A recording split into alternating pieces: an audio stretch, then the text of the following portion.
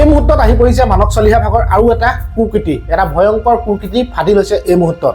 আপোনালোকৰ বাবে এই ভিডিঅ'টো লৈ আহিছোঁ। যিমানে যি নহওক মানৱ চলিহাই হৈ কাৰক বা নকাৰক, বা মানৱ চলিহাই তেওঁ নিজৰ ভাষ্য দিয়ক বা নিদিয়ক, তেওঁ কেনেকুৱা ধৰণৰ আচলতে কেৰেক্টাৰ ভিতৰৰ কেৰেক্টাৰ ধৰণৰ মানুহ, কেৰেক্টাৰ থকা মানুহ, কিন্তু তেওঁ যিবিলাক বৰ্তমান সময়ত ভিডিঅ' ফাদিল হৈ আছে, যিবিলাক অডিঅ' কলিং ফাদিল হৈ আছে, সেইবিলাকৰ যোগেদি কিন্তু অসমবাসী ৰাইজে একদমেই গম পাইছে যে মানৱ চলিহা নামৰ আচলতে ব্যক্তিজন কেনেকুৱা ধৰণৰ এজন ব্যক্তি হ'ব পাৰে। গতিকে এটা অডিঅ' কলিং লৈ আহিছোঁ আপোনালোকৰ বাবে এই মুহূৰ্তত।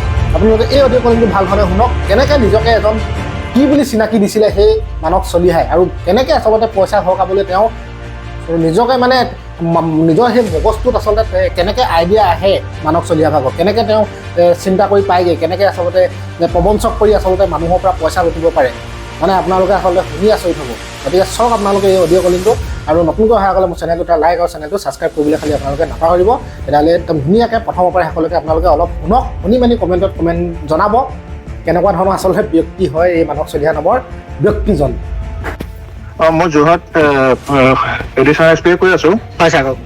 হয়, আপোনাৰ নামতে ইয়াত আপোনাৰ এক্স ৱাইফ বৰ্ণালী বৰুৱাৰ আপোনাৰ কেছ হেৰি এটা দিছে। হয়, আপুনি ঘৰত আপুনি বোলে 7টাৰ পৰা আপোনালোক মানুহ নাই, ইয়াত দৌৰাই ফুৰিছে।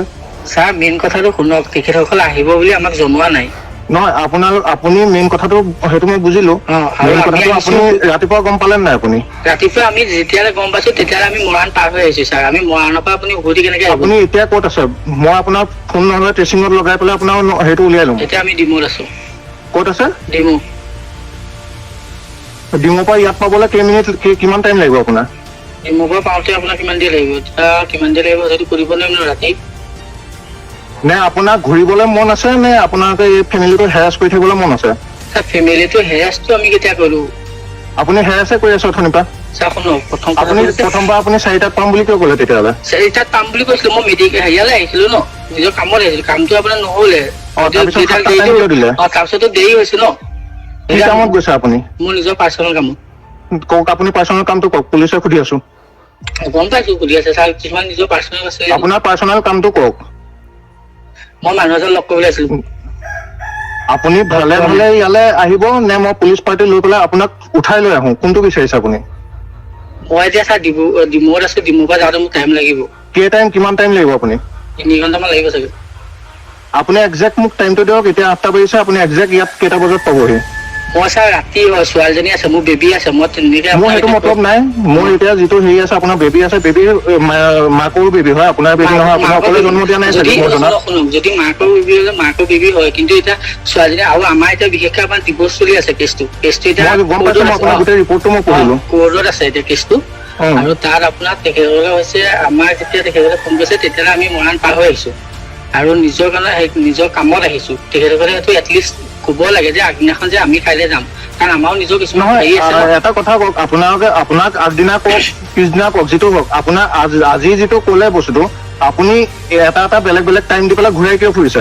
পাৰ্চনেল টাইম আছে যদি আপুনি কিয়? মানে কি, মোৰ ভাগৰ আপোনাৰ নিজৰ যিখিনি কাম আছে মই সেইখিনি কৰি মেলিয়ে হেৰি কৰিব পাৰিম ন। আপোনাৰ আজি কাম ওলালে মানে তেখেতসকলে ৰ'ব, আপুনি এইমাত্ৰ ক'লে আপোনাৰ পাৰ্চনেল কোনোবা মানুহক লগ ধৰিব আছে। আপোনাৰ মা দেউতা কিয় নাই ইয়াত? মা দেউতাকো লৈ আহিছো ন। নিজৰ কিয় লৈ আহিছে? মা দেউতাৰ কাম আছিল নি তাত? মা দেউতাৰ কাম আছে। আপুনি মা দেউতাৰ লগত কথা পাতক। মা দেউতা এতিয়া মোচন নাগে, খাবলৈ গৈছে। ক'ত আছে? খাব গৈছে। মই আপোনাৰ মোবাইল অলৰেডি মই আপোনাৰ ট্ৰেচিঙত লগাইছো। যদি আপুনি যোৰহাটত কোনোবা আছে নহয়, তেতিয়া আপুনি বুজিব কি বস্তু হ'ব। এইটো যোৱাকালি হয়, মোক ফোনটো আহিছিলে মোৰ মিছেছৰ মোবাইলৰ পৰা। মিছেছৰ যিটো নাম্বাৰ ছেভ আছে সেইটো নাম্বাৰ পাই, আৰু তেখেতে নিজকে এডিশ্যনেল এছ পি হিচাপে মোক চিনাকি দি পেলাই ফোন কৰিছিলে ফোনটোৰ পৰা। সেইজন মানুহ অচিনাক্ত ব্যক্তি, মই চিনি নাপাম মানুহজন কোন হয়, আৰু এতিয়ালৈকে মই গম নাপালো যে মানুহজন কোন হয়, কিন্তু সেইটো মোৰ মিছেছে গম পাওঁ। যোৰহাটৰ এডিশ্যনেল এছ পি বুলি কৈছে। আপোনাৰ মোবাইলত যিটো ৰেকৰ্ড আছে, এই ৰেকৰ্ডটো মানে আপোনাৰ যিটো ছেভিংছ ৰেকৰ্ডত আছে নে ডাইৰেক্ট কল ৰেকৰ্ডত আছে? কল ৰেকৰ্ডত আছে। কল ৰেকৰ্ডত আছে। কোন নম্বৰ পৰা আহিছিলে আপোনাৰ? মোৰ মিছেছৰ নাম্বাৰ পৰা আহিছে।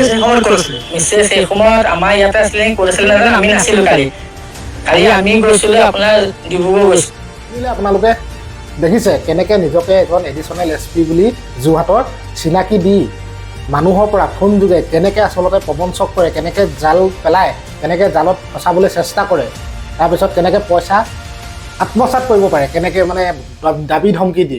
গতিকে সেইজনেই হৈছে মানস চলিহা, যিজনে প্ৰথম অৱস্থাত এইবিলাকত মানে জড়িত নাই বুলি নিজকে একদম গৰ্বৰে বাচ্য আগবঢ়াইছিলে, ভিডিঅ' পঠিয়াইছিলে ইটোৰ পিছত সিটো ভিডিঅ'। কিন্তু বৰ্তমান সময়ত যি ধৰণে তেওঁ চিডিঅ'বিলাক ক'ৰ পৰা কেনেকৈ আহিছে, অডিঅ' কলিং ক'ৰ পৰা কেনেকৈ আচলতে প্ৰেৰণ কৰিছে, কোনে প্ৰেৰণ কৰিছে নাজানো, কিন্তু যি ধৰণে আচলতে তেওঁৰ ৰহস্যবিলাক আচলতে ওলাইছে, তাকে লৈ এতিয়া অসমবাসীয়ে এতিয়া ভাবিবলৈ বাধ্য হৈছে যে কেনেকুৱা হ'ব পাৰে এই ব্যক্তিজন। গতিকে আপুনি মই ভাবি নাপাওঁ এইবিলাক কথা। গতিকে যিজনে বাহিৰতে কোম্পানী কামত বাহিৰত থাকোঁ বুলি কৈছিলে, অসমৰ বাহিৰত মানস বৰগোহাঁইক চিনিয়ে নাপাওঁ বুলি ক'লে, 1 ছেকেণ্ডৰ বাবেও মই চিনি নাপাওঁ বুলি কৈছিলে। গতিকে সেইজনেই এইজন মানস চলিহা।